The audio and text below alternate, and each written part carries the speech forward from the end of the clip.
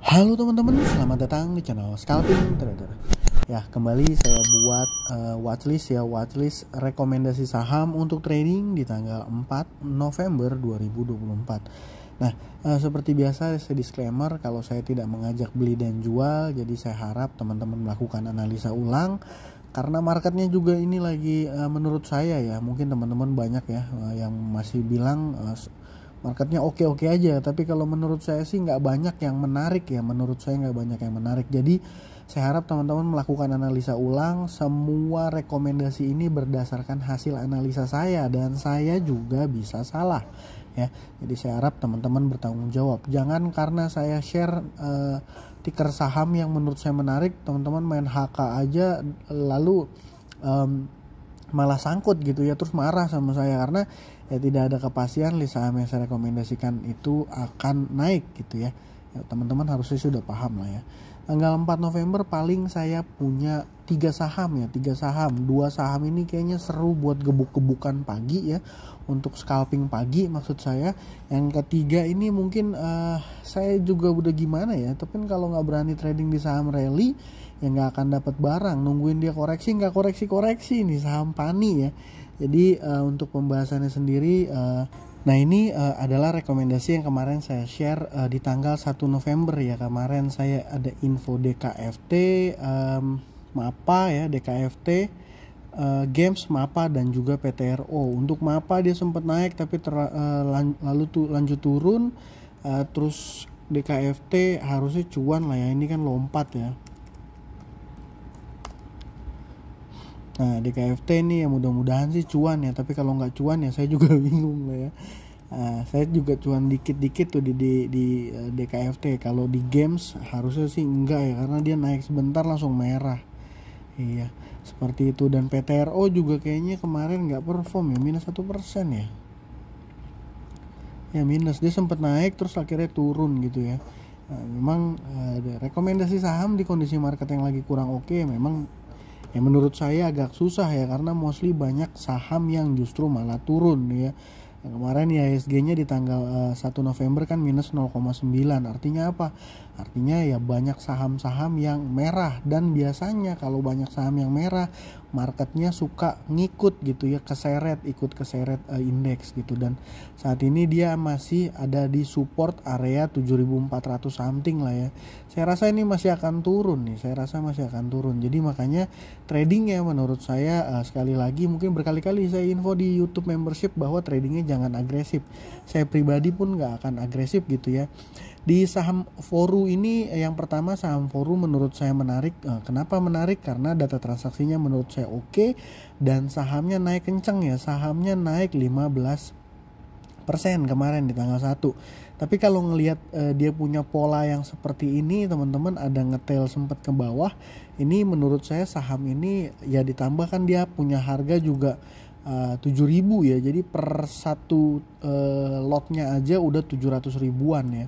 Ini saham kan dari sini aja kita bisa lihat bahwa bid overnya itu tipis-tipis ya. Ini enak biasanya kalau trading saham kayak gini tuh enak kalau seandainya kita modelnya sistemnya pakai antri-antri ya, kalau seandainya ada koreksi. Karena kan kemarin nih 3 candle terakhir ini memperlihatkan nih intraday chartnya mungkin susah ya, saya nggak bisa ngeliat tanggal 30 sama 31 ini sempat dia ngebuat tail ke bawah ya. Jadi ada indikasi menurut saya dia biasanya koreksi dulu, opennya langsung naik hijau lagi. Dan ini saham yang kemarin juga sempat beberapa kali saya bahas gitu ya, ini saham ada sesuatu nih. Kenapa? Karena ya even dia masuk di FCA pun sahamnya masih terus naik arah. Dan saya sendiri nggak ngomongin soal fundamental ya. Kenapa? Karena di kuartal ketiga tahun 2024 ini saham ini pun masih rugi gitu ya. Tapi kalau ngelihat polanya ini dia naik 15%. Let's say kita ambil pakai cara sederhana, kalau pakai cara saya ya saya jadiin dia watchlist, dan ketika dia rally naik kencang saya mau ikutan. Dan kalau dia naik 15% secara logik harusnya 2-3% bisa nih ya, tapi dengan ya sizing yang teman-teman siap ya, karena ini saham juga nggak begitu liquid ya, nggak begitu liquid bid overnya maksudnya ya. Ini kan tipis-tipis aja gitu ya, seperti itu. Jadi trade plannya mungkin pantau-pantau, lihat-lihat dia turun ketika open. Yang kedua ada saham Airtex. Nah ini saham ya Ini transaksi kemarin 1,1 miliar, volume yang terjadi 96.000, dan ini tidak biasa ya. Ini tidak biasa. Nah, kita ambil contoh aja di tanggal 31, volume yang terjadi hanya, bahkan transaksinya cuma gak nyampe 10 juta ya. Wow. Volume yang terjadi pun hanya 2.000, tapi di tanggal 1 ini secara luar biasa, volumenya luar biasa gede, sahamnya rame.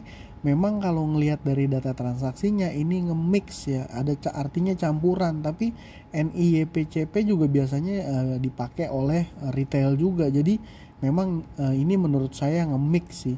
Tapi kalau kita lihat ya mungkin ini ada korelasi, tapi kayaknya laporan keuangannya rilisnya bukan tanggal 1 ya. Saya nggak tahu nih RTX rilis laporan keuangan tanggal 1 apa enggak, karena di kuartal ketiga tahun 2024 laporan keuangannya oke ya. Dan dia direspon ya sama market ya. Mungkin itu sentimennya, atau ada mungkin teman-teman yang tahu ada sentimen apa dari saham ARTX ini ya. Intinya dari data transaksinya ini tiba-tiba sahamnya rame gitu ya. Ya mudah-mudahan besok dia masih bisa kencang lagi gitu, syukur-syukur kencang banget gitu ya. Kan dia naik arak nih ya hari tanggal 1 ya, syukur-syukur dia naik kencang, kita bisa dapat spread lumayan. Tapi ya teman-teman juga mesti paham bahwa saham ini ya saham yang kurang begitu liquid.